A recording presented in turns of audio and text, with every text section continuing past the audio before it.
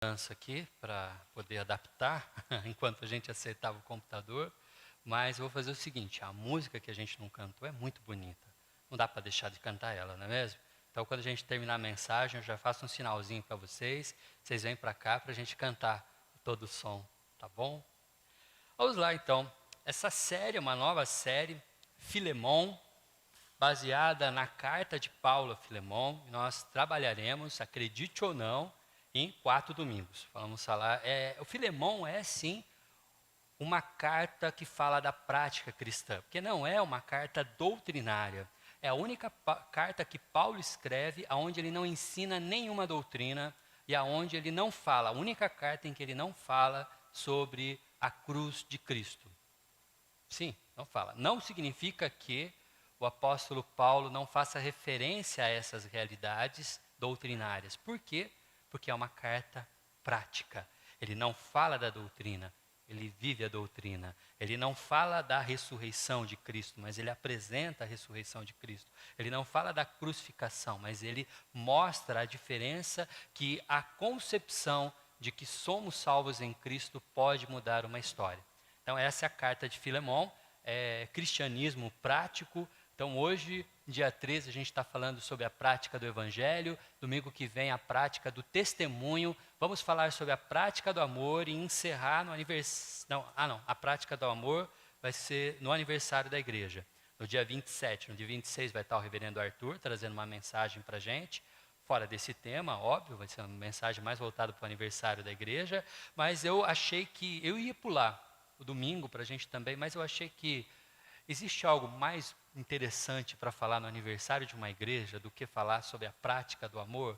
E vamos falar sobre a prática do amor no aniversário da igreja. E no dia 3, que vai ser justamente o dia da nossa ceia, em abril, a gente vai falar sobre a prática do perdão. Vamos apresentar essa carta falando um pouquinho sobre o contexto dela. A carta, então, de Filemon foi escrita por apóstolo Paulo. Tanto a carta de Filemon quanto a carta de Timóteo, porque assim, todas as cartas que Paulo escreveu, a gente tem elas chamadas de cartas paulinas. Essas cartas são cartas pastorais, cartas pessoais, algumas delas íntimas, como é o caso da carta de Filemon. A carta de Filemon é até considerada uma carta que não é aberta, é uma carta muito pessoal. Às vezes, por exemplo, para Timóteo ele manda uma carta pessoal, mas ele diz para Timóteo compartilhar a carta com outras pessoas. A carta de Filemon não. A grande pergunta que fica é, como é que a gente ficou sabendo dessa carta? Né? Provavelmente Filemon, que tinha uma igreja na sua casa, compartilhou essa carta com alguns irmãos, dado o efeito que essa carta deve ter provocado nele. Então, quando a gente pergunta, às vezes, será que o pedido de Paulo foi aceito? Paulo vai fazer um pedido para Filemon. A resposta é sim, foi. Por quê? Porque essa carta foi compartilhada. Se Filemon recebesse essa carta contrariado, ele amassaria a carta e jogava fora. Mas ele provavelmente respondeu aquilo que Paulo desejava nessa carta. Paulo está numa prisão. Essa já é a 4ª prisão de Paulo. Paulo foi preso em Filipos, em Atos 16, foi preso lá em Jerusalém, em Atos 21, depois ele foi preso em Éfeso ou Cesareia, em Atos 23, e em Atos 28 a gente tem a primeira prisão dele em Roma, depois ele teve uma segunda prisão em Roma. Tudo indica que ele escreveu essa carta de Roma, da primeira prisão em Roma. Por quê? As prisões anteriores não foram prisões assim, vamos dizer, não que alguma prisão possa ser confortável, mas é que nessa prisão, a 4ª prisão em Roma, que foi a primeira vez que ele foi preso em Roma, ele estava assim em prisão domiciliar, vamos dizer. Ele tinha um pouco mais de liberdade, ele recebia pessoas, ele estava numa casa, ele não estava num calabouço com grades, ele estava numa situação um pouquinho mais confortável, mas ainda assim era um prisioneiro em Roma. Porque em Atos 28 ele está sendo tratado como cidadão romano, preso pelos romanos como cidadão romano. E como cidadão romano ele gozava de alguns privilégios. É também na carta Filemon que o apóstolo Paulo encerra dizendo assim, olha, prepara um lugar na sua casa, porque quando eu sair daqui, porque eu vou sair daqui, eu vou te visitar. Em Roma a gente sabe que é a única prisão que Paulo demonstra essa expectativa de sair. Em outras prisões, como em Éfeso, ele chega a dizer que ele, olha, para mim morrer é lucro agora. Né? E depois, lá na frente, na segunda carta, na segunda vez que ele está em Roma, aí sim ele está preso como um criminoso agora, acusado pelo império de ser um fomentador de distúrbio que provocou todo aquele incêndio em Roma, que hoje a gente sabe historicamente que foi apenas o imperador queimando tudo para botar a culpa nos cristãos, e Paulo era tido como o líder desse movimento. E por isso ele foi preso como um criminoso. Nessa segunda prisão em Roma, que é a quinta prisão de Paulo, Paulo já chega a escrever que eu estou pronto para a minha partida. Mas aqui Paulo está sabendo que ele vai ser livre. Paulo, antes disso, na sua terceira viagem missionária, passando por Colossos, ele conhece um homem muito rico, cidadão romano, chamado Filemão. O contato de Paulo com Filemão leva Filemão a conhecer a Jesus Cristo e entregar sua vida a Jesus Cristo. E Filemão, esse homem que tinha posses, ele era também um senhor de escravos. O contexto social desse período era muito comum as pessoas terem pessoas escravizadas, escravos que podiam ser nascidos escravos, escravos que eram, às vezes, acredite ou não, pais podiam vender os seus filhos como escravos, escravos de pessoas que ficavam tão endividadas que, não tendo condição de pagar as suas dívidas, eram feitos escravos para pagar as suas dívidas. E existe um dado, por exemplo, que na Itália, nesse período, o número é muito alto. Eu falo para vocês que eu só acreditei porque está no livro do Hernandes Dias Lopes, senão eu ia desconfiar desse número. 90% da população era escravizada. Ou seja, numa casa que tinha 10 pessoas trabalhando, 9 delas eram escravas. É um número muito alto, muito alto. Era muito comum ter escravos e muito comum escravos fugirem. Por quê? Porque o escravo, ele não era uma pessoa controlada pelo trabalho, prisioneira. Não. Escravo, nesse período, era uma propriedade. Ele não tinha vida própria. O dono dele tinha posse da sua vida para dizer exatamente o que fazer com ele, inclusive tirar a vida se ele quiser. Ele podia espancar, surrar, ele podia torturar, ele podia deixar passar fome até morrer, ele podia marcar o corpo dele com ferro quente, ele podia, no caso do escravo dar trabalho, podia crucificar o seu escravo. Num contexto desse, aparece um escravo na história, chamado Onésimo. Onésimo era um escravo na casa do Filemão. Há uma probabilidade, isso não é certeza, mas é uma probabilidade de que Onésimo tenha assaltado os cofres de Filemão, roubado alguma coisa, algum bem, causado prejuízo a ele e fugido da sua casa. Aliás, o que acontece na vida de Onésimo? Ele, quando está em Roma, encontra Paulo na prisão. Há duas probabilidades. Ele também preso, por um acaso estava servindo na cadeia e vai parar lá na casa onde Paulo está preso, cumprindo a sua prisão domiciliar. Segundo, ele não é um prisioneiro, mas ouvindo falar do Evangelho e sabendo que Paulo é um missionário, assim, ouve falar dele, foi até a casa onde Paulo estava morando, como prisioneiro, e resolveu encontrá-lo e conhecê-lo. Seja como for, quis Deus que Onésimo conhecesse a Jesus Cristo através da pessoa de Paulo, lá na prisão. Então Paulo chega a chamar Onésimo de filho na fé, meu filho na fé. E Onésimo entrega a sua vida a Jesus e passa a ser um servo útil, ajudando o apóstolo Paulo na prisão.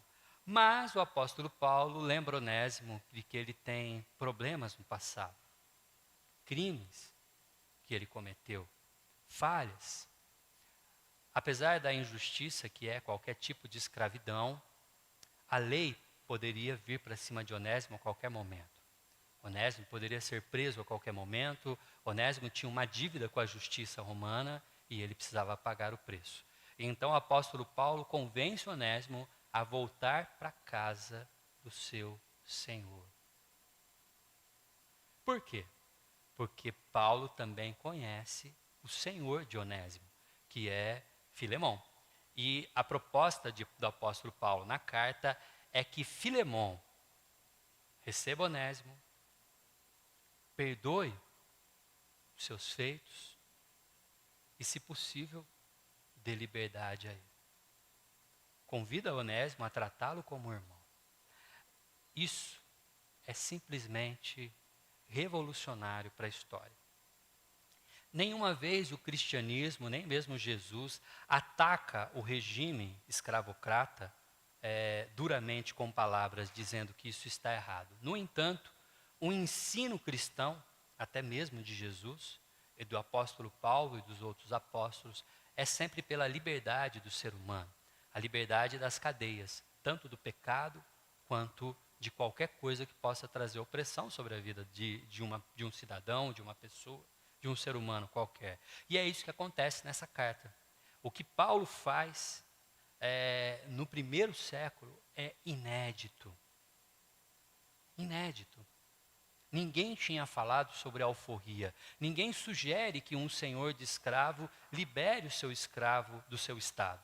O apóstolo Paulo faz esse pedido a Filemão. E eu queria convidar vocês a ler comigo essa carta. A carta de Filemão é a menor carta do Novo Testamento. Ela só tem 25 versículos, um único capítulo. Tanto que as referências a Filemão não são divididas em capítulos e versículos como são todos os outros textos que nós conhecemos. Tipo Colossenses 2, capítulo 2, versículo 3. Não, Filemão só tem Filemão, versículo tal. Filemão, versículo tal, porque só tem um capítulo a carta. Ela é uma carta pequena. Mas apesar de ser pequena, ela é menor do que a carta de Judas, por exemplo. A carta de Judas tem, acho que 35 versículos. A de Filemão só tem 28. Então, a gente tem aqui, não, 25, perdão. Tem 25 versículos. Então, ela é menor ainda que a carta de Judas. No entanto, não se engane. A profundidade de cristianismo prático que vamos encontrar nessa carta é vasta. É muito grande, por isso que a gente vai ter 4 encontros para tratar sobre temas dessa carta. E eu queria convidar vocês, nós vamos ler os 25 versículos, tá bom? Hoje a gente vai ler os 25. É a introdução da carta, primeira aplicação. Nos domingos seguintes, nós vamos ler apenas as porções que nós vamos trabalhar. Paulo, prisioneiro de Cristo, e o irmão Timóteo, a você, Filemão. Existe uma referência... Opa, não sei... Sumiu de novo.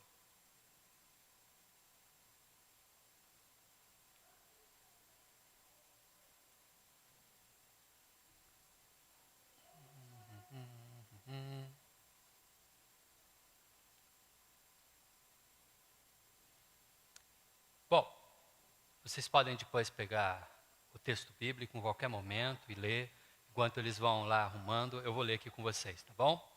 Paulo, prisioneiro de Cristo Jesus, e o irmão Timóteo, a você, Filemão, nosso amado cooperador. E a irmã Áfia e Arquipo. Há uma probabilidade de que a Áfia seja a esposa de Filemão. E, desculpa, Arquipo, porque para ser Arquipo tinha que ser uma proparoxítona acentuada, né? Como não tem acento, então é Arquipo. Arquipo provavelmente é o filho de Filemão, mas em Colossenses apresentado como pastor da igreja que existe na casa de Filemão. Epáfras e Filemão eram amigos lá em Colossos, e os dois juntos colocaram para funcionar a comunidade que se reunia na casa de Filemão. Plantaram uma igreja e essa igreja passou a existir então na casa de Filemão. E Áfia, a esposa dele, e Arquipo, o seu filho, companheiro de lutas. E a igreja que se reúne com você em sua casa. A você, graça e paz da parte de Deus nosso Pai e do Senhor Jesus Cristo. Voltamos. Sempre dou graças a meu Deus, lembrando-me de vocês nas minhas orações, porque ouço falar da sua fé no Senhor Jesus e no seu amor por todos os santos. Oro para que a comunhão que procede da sua fé seja eficaz no pleno conhecimento de todo o bem que temos em Cristo. Seu amor me tem dado grande alegria e consolação, porque você, irmão, tem reanimado o coração dos santos. Por isso mesmo, tendo em Cristo plena liberdade para mandar você cumprir o seu dever, prefiro fazer um apelo com base no amor. Eu, Paulo, já velho, idoso e agora também prisioneiro de Cristo Jesus, apelo em favor de meu filho Onésimo, que gerei enquanto estava preso. Se você ler esse mesmo texto na Bíblia, a mensagem, eu convido depois a ler Filemão na Bíblia, a mensagem. É muito bonito esse texto. O Eugene Peterson, quando faz a sua tradução literal desse momento, ele diz assim: enquanto estava preso, gerei um filho na fé, por assim dizer. É o filho na fé, Onésimo, que gerei enquanto estava preso. Ele antes lhe era inútil, mas agora é útil, tanto para você quanto para mim. Curioso que a palavra Onésimo, o nome Onésimo, significa justamente isso, um servo que é útil. Há um trocadilho com o nome dele, e o apóstolo Paulo, aliás, há uma referência do nome dele, que já significa servo útil, e Paulo usa isso para fazer um trocadilho. Antes ele não era útil ou te causou prejuízo, mas agora ele pode ser útil novamente. Mando-o de volta a você, como se fosse meu próprio coração. Na versão A Mensagem, o Eugene Peterson diz: envio para você, Onésimo. E fazer isso é como arrancar um braço. Que ele fala, ele é tão querido para mim que é como se eu estivesse perdendo um membro do meu corpo. Gostaria de mantê-lo comigo para que me ajudasse em seu lugar, enquanto estou preso por causa do Evangelho. Mas não quis fazer nada sem a sua permissão, para que qualquer favor que você fizer seja espontâneo e não forçado.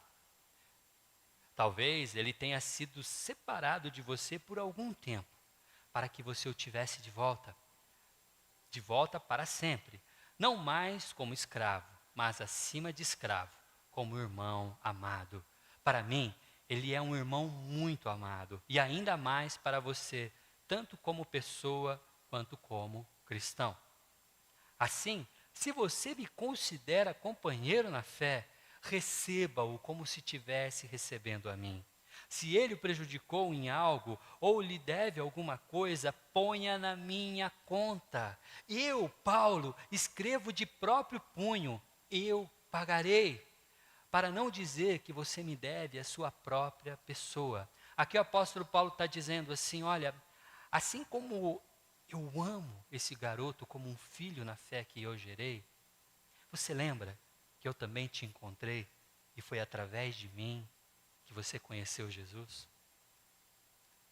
Você lembra que foram as minhas palavras, através das minhas palavras, que você entregou a sua vida para Jesus e ganhou a sua nova vida? Foi através de Paulo. Sim, irmão, eu gostaria de receber de você algum benefício por estarmos no Senhor. Reanime o meu coração em Cristo. Escrevo-lhe certo de que você me obedecerá, sabendo que fará ainda mais do que eu lhe peço.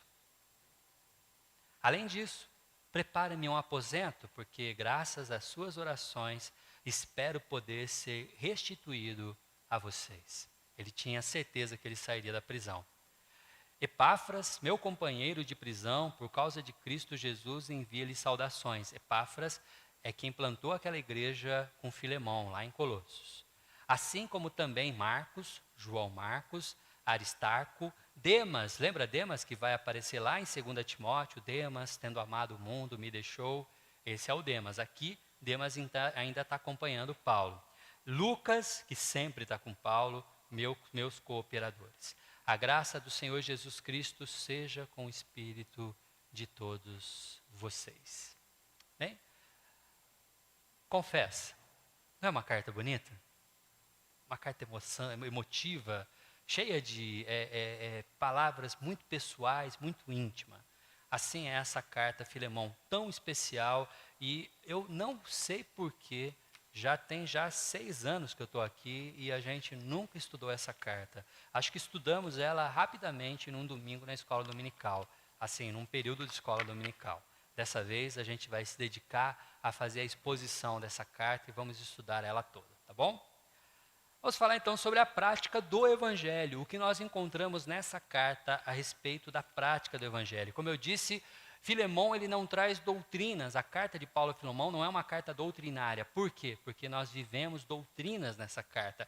O apóstolo Paulo não apresenta teses teológicas, ele as cumpre, ele as executa, ele manifesta as coisas que ele ensina nas demais cartas. É uma carta que, nesses 25 versículos, a gente percebe os movimentos doutrinários acontecendo na vida, na obra e no exercício do apóstolo Paulo, enquanto ele está preso.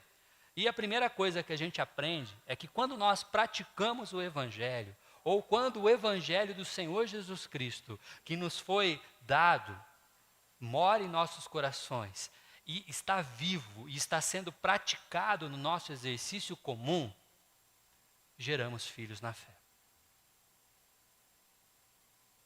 Aprendemos isso com o apóstolo Paulo. Não só na vida de Filemão, Filemão sim, mas até, aliás, na vida de Onésimo, mas também na vida de Filemão, porque Filemão também foi alcançado através do exercício do evangelho que o apóstolo Paulo fazia. Mas talvez você pare para pensar e me diga o seguinte: não, mas espera aí, pastor.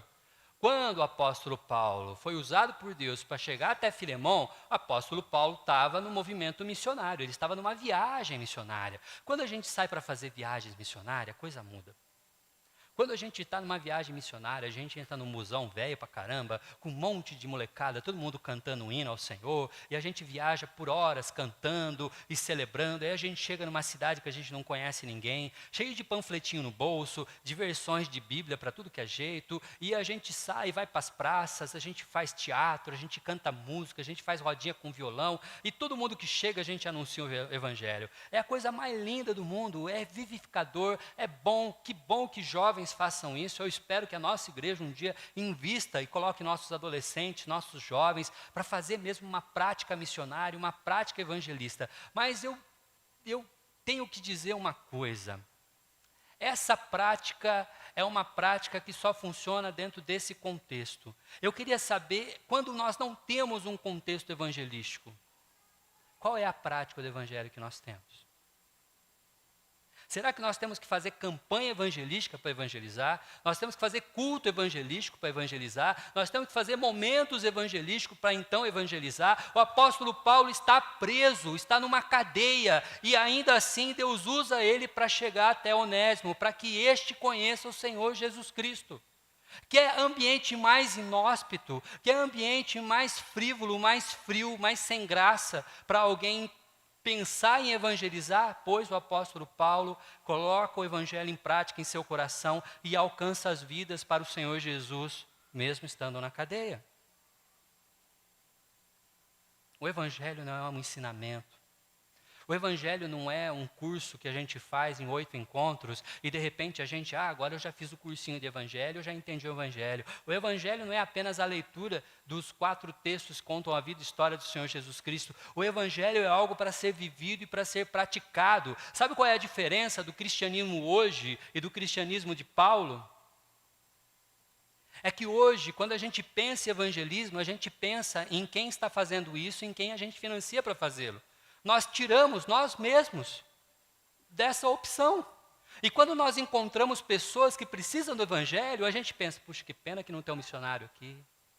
Se o pastor estivesse aqui, podia conversar com essa pessoa, não é mesmo?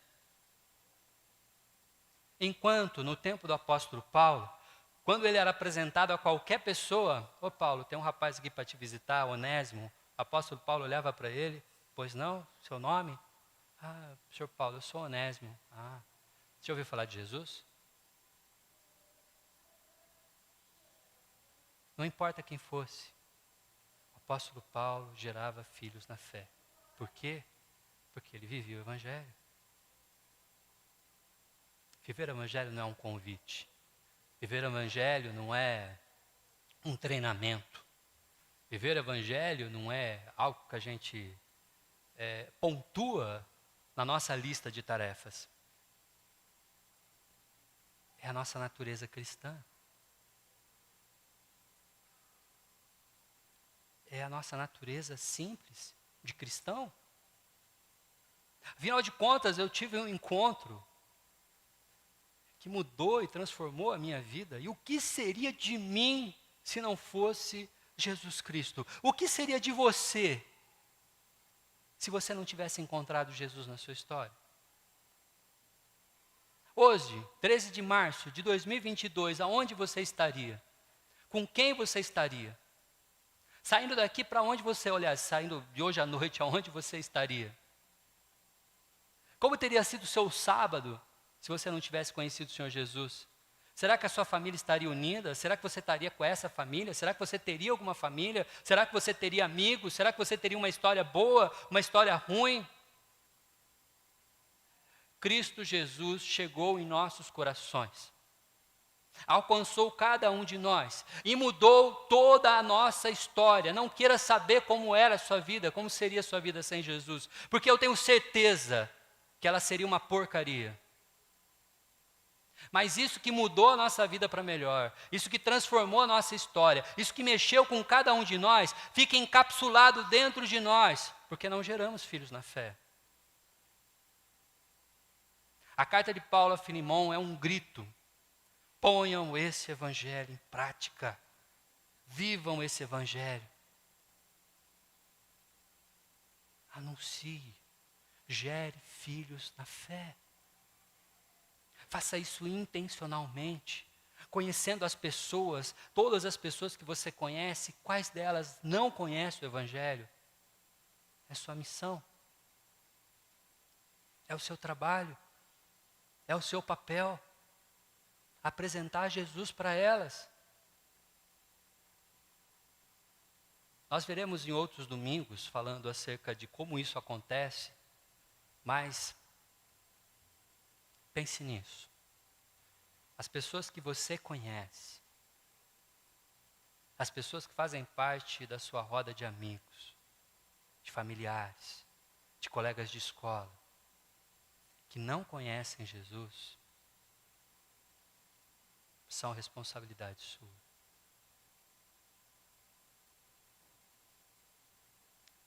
Espírito Santo, que habita em seu coração, quer levá-las a conhecer Jesus através de você. Pastor, como eu vou fazer isso? Praticando o Evangelho.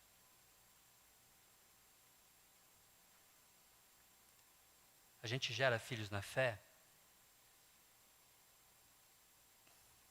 porque a gente não pode ficar calado. Fazemos isso através da nossa história, através da nossa vida, através de quem somos, através do testemunho que a gente vai ver semana que vem, através das nossas palavras, palavras de quem conhece Jesus. A prática do Evangelho também nos leva a resolver conflitos do passado. Sim. A história de Onésimo é muito impactante, porque este homem que se entrega ao Senhor Jesus tem uma amarra solta lá no seu passado. Tem um problema que não foi resolvido. E ele está preso ao seu passado. Ele é aquele tipo de pessoa que não pode sair na rua, que tem medo de alguém reconhecê-lo. Ele é procurado. Ele tem a foto dele estampada nas delegacias. Ele vive o constante medo de ser descoberto. Ele tem um problema. No seu passado, ele tinha cometido um crime. Na sua história, ele havia cometido um erro muito grave. E agora, ele era passível de uma punição severa. Mas este homem conheceu o Senhor Jesus. Esse homem teve um encontro com a palavra.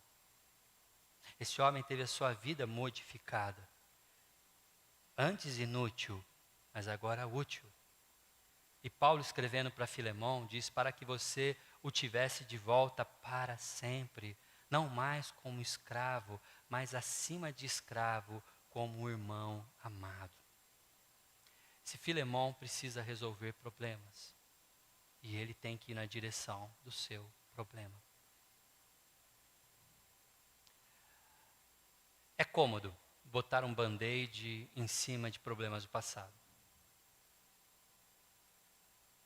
Mas, se Cristo muda as nossas histórias, a gente tem que criar coragem para resolvê-los. Às vezes é um conflito, uma palavra que foi mal dita, mal colocada, do jeito errado, no momento errado, mal compreendida. Uma desunião, um pedido de perdão, um pedido de desculpas, um acerto de um prejuízo que você provocou. Mas não dá para caminhar a nossa história no futuro, e Onésimo não teria como avançar no futuro se ele não olhasse para o passado e não resolvesse. É preciso coragem. É preciso confiança em Deus. E Onésimo só tinha essas coisas porque estava aprendendo com Paulo a colocar o Evangelho em prática na sua vida. O Evangelho nos leva a corrigir erros do passado. O Evangelho nos leva a acertarmos nossos problemas. O Evangelho nos leva a buscarmos liberdade. Como é bom sair na rua e não ter confronto, não ter conflito, não ter medo. Não ter medo de quem eu vou encontrar, não ter medo de ninguém me cobrar, não ter medo de ninguém a vir até mim para me acusar, colocar o dedo e dizer, olha, você fez isso, isso, isso no seu passado. Eu já contei para vocês, quando eu tinha 8 anos, eu não devolvi um livro na biblioteca. E eu fiquei com o livrinho da Ilha Perdida, tempão dentro da minha mochila. Aí o livro sumiu na escola, alguém passou um trote em mim, deram o fim no livro. E eu fiquei, acho que uns 2 anos sem entrar na biblioteca. E quando eu ia no centro da cidade, ali entre a biblioteca fica, né, entre a João Lino, a Dona Margarida e a Santa Bárbara, né? E quando eu ia passar por ali, eu dava a volta na quadra lá de baixo, lá pela Duque de Caxias, só para não correr o risco de passar na esquina. Porque na minha cabeça de 8 anos, se o guardinha mirim que ficava lá olhasse para mim, olha lá o rapaz que não devolveu o livro e ia atrás de mim.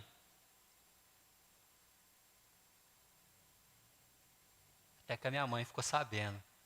Aí minha mãe me levou, gentilmente pela orelha, andando por 18 quadras, a orelha está aqui ainda. E aí eles fizeram a conta lá, e aí a moça falou, ficou muito caro. 2 anos sem devolver o livro. Aí ela colocou uma pena para mim lá, de eu comprar um livro e doar para a biblioteca. A minha mãe foi comigo na livraria, a gente comprou um livro novo e levamos. E eu estava livre. Graças a Deus. Porque eu frequentei muito a biblioteca de Santa Bárbara, vocês não fazem ideia. Graças a Deus eu podia entrar lá. Foi lá que eu peguei meu hábito de leitura, foi lá que eu li a coleção Vagalume inteira, foi lá que eu estudava quando eu fazia faculdade. A biblioteca ficava aberta até 9 horas da noite naquela época. Eu chegava da FATEC, ia para a biblioteca e estudava matemática a tarde toda, até a hora de fechar. Eu fiz isso por muito tempo. Como é bom ter liberdade. Como é bom não ter nada te prendendo ao seu passado. A prática do Evangelho nos leva a sermos pacificadores. Nós vivemos um tempo em que existe um termo específico para o entretenimento doméstico comum. 2 palavras, pelo menos, conseguem definir aquilo que nos entretém. Um deles é fogo no parquinho e o outro é treta. Eu nunca vi gente para gostar de treta e fogo no parquinho que nem o tempo de hoje. Uma pessoa fala alguma coisa, ainda mais com a polarização que a gente vive, pronto. É confusão para todo lado, tudo vira textão, tudo vira moral, tudo vira... Às vezes a pessoa está até concordando contigo, mas está te dando bronca. É terrível. A gente vive um tempo onde as pessoas entram em conflito por causa de nada. Por causa de uma coisinha de nada, conflito. É conflito em casa, é conflito em rede social, é conflito no trabalho. Todo mundo se dói por qualquer coisa. É um tempo que é um mimimi lascado. Qualquer coisinha gera conflito. Mas eu tenho uma notícia para vocês. O Evangelho nos convida a sermos pacificadores. E não armadores de treta. E não fogo no parquinho, a gente vai lá e joga gasolina, né? Para tentar resolver o problema. Não. Não é assim que cristãos que vivem o evangelho na prática se comportam. Ele antes era inútil, mas agora é útil, tanto para você quanto para mim. Tem gente que a primeira coisa que tem para falar de outra pessoa é crítica, o tempo todo. Como gosta de dar uma crítica? Como gosta de ver um problema? Como gosta de começar pelo problema? O apóstolo Paulo vai dizer para Filemão que Onésimo não é mais inútil. Filemão, quando você lembra de Onésimo, acho que você lembra daqueles problemas que ele te causou, mas deixa eu te contar uma coisa. Ele não é mais o mesmo. Onésimo mudou. Agora eu só tenho coisas boas para falar desse rapaz. Você fala coisas boas das pessoas? Eu arrisco dizer, e eu arrisco com muita certeza, que Onésimo não era perfeito.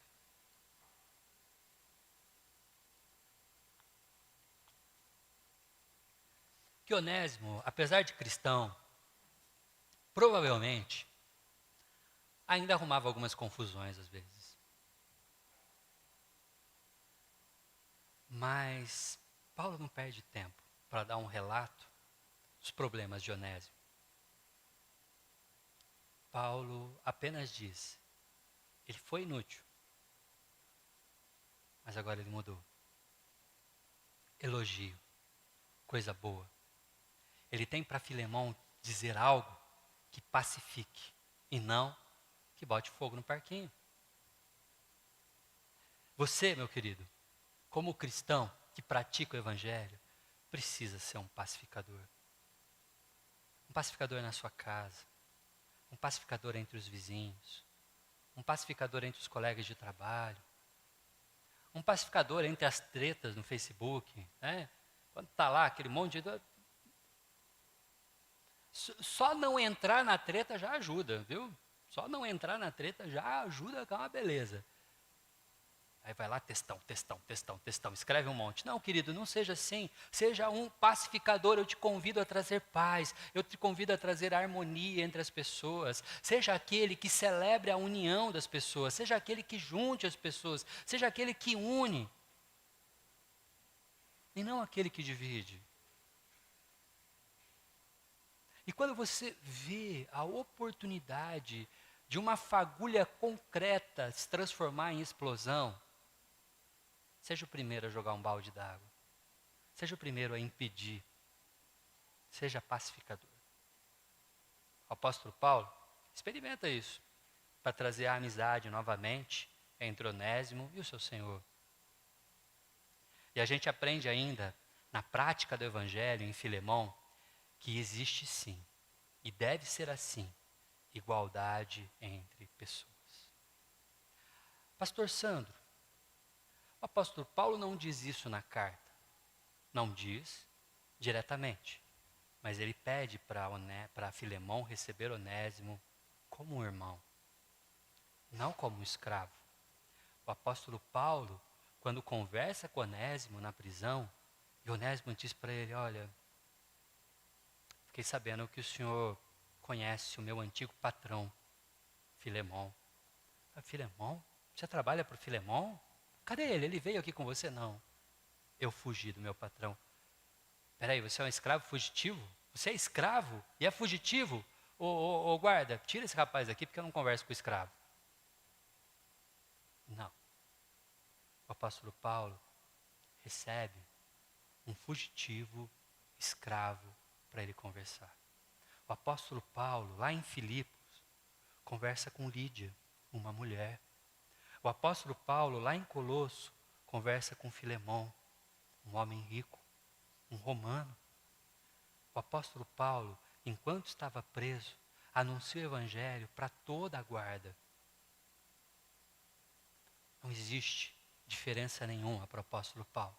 Não existe mestre, não existe escravo, não existe diferença entre gênero, entre etnia. O apóstolo Paulo anuncia o evangelho a todos, todo o evangelho a todas as pessoas que ele encontra. Em Colossenses ele vai dizer, na nossa vida já não é, nessa vida já não há diferença entre grego e judeu, circunciso e incircunciso, bárbaro e cita, escravo e livre, mas Cristo é tudo e está em todos. Não podemos selecionar. Não podemos escolher. Existem pessoas para quem você gostaria de pregar o evangelho. Existem pessoas que você não está muito afim de conversar. Existem pessoas que te agradam aos olhos. Existem pessoas que não batem com o seu santo, porque torce para o time diferente, vota no candidato diferente, é de uma cidade diferente, se comporta diferente que você, tem valores diferentes que os seus, e por causa dessas diferenças você não chega nem perto. Então não é evangelho que você está vivendo. Se você olha para a pessoa e pensa assim, não vou nem perder meu tempo.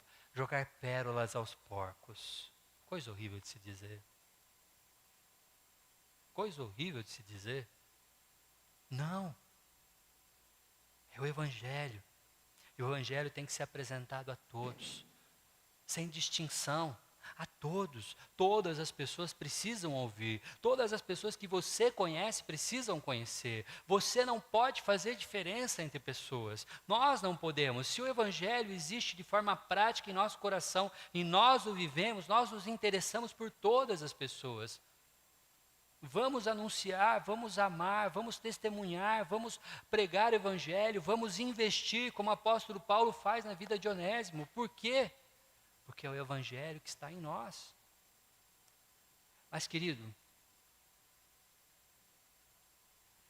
se você não tem disposição para ter filhos na fé, eu não estou dizendo se você não tem. Uma coisa é você não ter filhos na fé. Ninguém nunca ter conhecido Jesus Cristo através do evangelho que você anuncia. Isso é uma coisa. A outra coisa é você não querer anunciar. Não há disposição. Não, pensando bem, eu prefiro dar uma oferta para um missionário fazer isso em algum lugar. Eu não gosto dessa coisa de anunciar evangelho. Ou não gosto, ou tenho vergonha, ou não me disponho. Se você não é aquele de pessoa que gosta de mexer no passado, que precisa ser consertado, e não ajuda pessoas a resolverem seus conflitos, muito pelo contrário, não pacifica, bota mais lenha na fogueira, e principalmente faz diferença entre pessoas, eu arrisco dizer que isso que você vive não se chama evangelho. Se chama ativismo religioso, pode se chamar talvez uma religião complacente, do tipo que a gente se acomoda. Porque o evangelho de Jesus Cristo, ele gera duas reações das pessoas. Ou você vive ele de verdade, ou você o odeia. Não existe uma terceira via. É assim que a gente aprende. Quando a gente lê todas as cartas do apóstolo Paulo, os 4 evangelhos, as cartas gerais e Apocalipse. Todos nós somos convidados a gerar filhos na fé. Pense nisso. Fale com o Espírito Santo. Ore a respeito disso. Peça para Deus. Deus, eu fiquei incomodado com isso que o pastor Sandro falou. Eu quero que através de mim uma pessoa conheça o Senhor. A equipe de louvor, se quiser, pode vir na frente. Eu quero que através da minha pessoa alguém entregue o coração até o Senhor. Um pai de família que tratava todo mundo mal, mas que agora conhecendo o evangelho, se torne alguém que abençoa a sua família. Já pensou que privilégio, querido? Através de você, alguém um dia mandar um bilhetinho, um recadinho no Facebook, um recadinho no WhatsApp, dizendo: você foi testemunha na minha vida e graças a você eu conheci o Senhor Jesus. E eu estava para perder a minha família. Mas graças a isso que você me apresentou, Deus está renovando a minha história. E eu não vou mais perder a minha família. Eu estou reconquistando a minha esposa. Meus filhos estão me respeitando. Tudo mudou na minha vida porque Deus usou você. Muito obrigado. Gere filhos na fé. Não deixe o passado te atormentar, querido. Se tem algo na sua história que te machuca, que dói ainda, tenta resolver. Procure aquela pessoa que te ofendeu ou que você ofendeu. Peça para bater um papo com ela. Peça para conversar. Resolve as coisas. Se é uma dívida impagável, tente negociar de alguma forma. Se é algo que você possa fazer, tente resolver. Não viva sua vida preso a problemas do passado. Lembre-se de ajudar as pessoas a serem mais amigas e não inimigas. E trate todos de igual forma. Assim a carta de Filemão nos convida. Você viu uns quadrinhos que eu utilizei aqui? Eu imprimi para as crianças, tá? Esses quadrinhos estão aqui contando a história de Filemão, está lá no mural também, eu coloquei lá um pouco maior. E é desse site aqui, desse pessoal, do bibleproject.com, tem em português, pode entrar. Você pode ver as introduções de vários livros bíblicos, vai conhecer isso tudo de forma animada, muito bem feito. E eles disponibilizam para download as animações. Você pode baixar isso e pode utilizar livremente, óbvio, dando os créditos que lhes são direito, né? Porque eles fazem um trabalho muito decente. Você pode também colaborar com esse ministério. Eu imprimi, infelizmente minha impressora não está aquelas coisas, não ficou tão bonitinho, tá? Mas eu fiz aqui para as crianças, depois vocês podem pegar aqui na frente, aqui, ou depois um diácono pega aqui, pedir para o Vitor pegar, a gente pode distribuir para as crianças, tá bom? Queria convidar vocês a gente fazer uma oração. Santo Deus, obrigado por esta carta. Uma carta de 25 versículos apenas, mais profunda em ensinamento prático, Pai. Pai querido, nos ensina, Pai, através da Tua palavra, de momentos como esse. Coloca a nossa vida em prática de acordo com a Tua vontade, de acordo com o Teu querer. Que possamos, Pai, através do exercício do Teu Evangelho, glorificar o Teu nome. Pai bendito, usa nossas vidas para que mais e mais pessoas venham conhecer a Ti, Pai. É isso que eu peço em nome do Teu Filho amado, Jesus, Pai. Amém.